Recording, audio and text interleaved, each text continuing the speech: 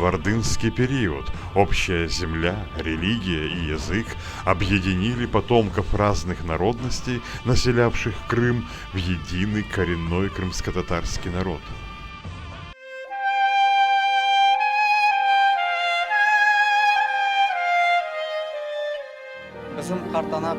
Наши деды и бабушки в депортации пережили множество трудностей, а мы на родине.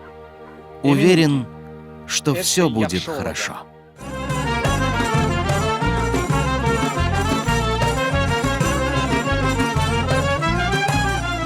Selamun Aleyküm Hacı Bakanı.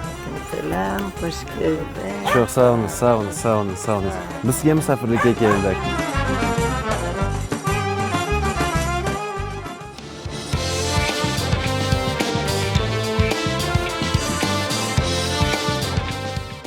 Baba, siz altınlarını çoğalsınız.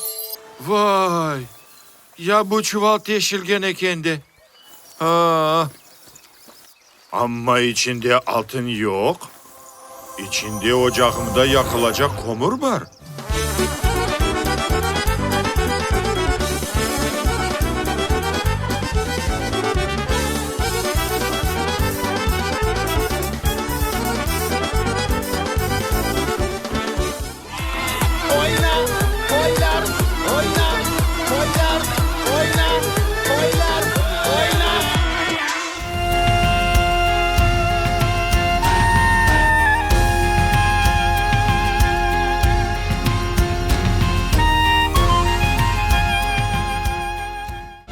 Vatan millet beraberlikte bizde damgalı bayrak Kennedy yürekte iman olsa halk yenilmez herkes koşulsa herkes.